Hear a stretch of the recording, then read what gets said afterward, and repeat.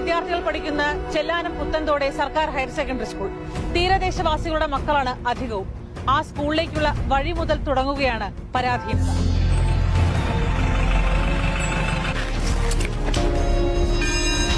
കൊല്ലത്ത് ഷോക്കേറ്റ് മരിച്ച മിഥുന് ആത്മശാന്തി നേർന്നുകൊണ്ട് പ്രാർത്ഥനയോടെയാണ് പുത്തൻതോട് സ്കൂളടക്കം ഇന്ന് അസംബ്ലി പിരിഞ്ഞത്.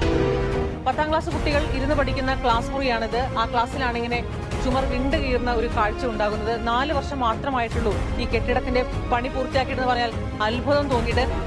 6 കോടി രൂപ മുതൽ മുടക്കി പണിത കെട്ടിടത്തിന്റെ ഒരു ക്ലാസ് മുറിയാണ് 4 വർഷത്തിനിപ്പുറം ഉപയോഗശൂന്യമാകുന്നത്. തന്നെ ഒരു 8ാം ക്ലാസ്സിലെ കുട്ടി മരിച്ച്. അപ്പൊ അതൊക്കെ കേൾക്കുമ്പോൾ നമുക്കും ഒരു പേടിയാണ്. ഇവിടെ ഇരിക്കുന്ന പ്രായം ചെന്നവർക്ക് ഒക്കെ തോന്നും ഒന്നും കൂടെ സ്കൂളിൽ ചെന്നിരുന്ന് പഠിച്ചാൽ എങ്ങനെ തോന്നും. സ്കൂളിൽ ചെല്ലുമ്പോൾ പലരും റോഡ് സൈഡിൽ ഇരിക്കുന്ന കെട്ടിടങ്ങൾ കണ്ട്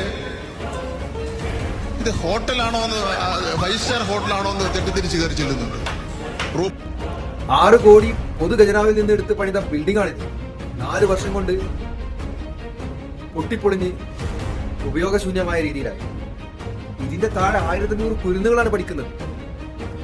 ഇത് ചെയ്ത കരാറുകാരൻ, ഇതിൽ നിന്ന് അഴിമതി ആര് പറ്റിയിട്ടുണ്ടോ അവർക്കെതിരെ നടപടിയെടുക്കാം. ഈ കരാറുകാരനെ കൊണ്ട് ഇത് റീബിൽഡ് ചെയ്യിക്കുക. എങ്കിലേ ഇത്തരത്തിലുള്ള കാര്യങ്ങൾ ഇനി നമ്മുടെ സമൂഹത്തിൽ ഇല്ലാതെ പോകും. സർക്കാരിന് ഇത് പങ്കില്ലെങ്കിൽ ബന്ധപ്പെട്ട വകുപ്പുകൾ ഇതിന് മുൻകൈ എടുത്തിറങ്ങണം.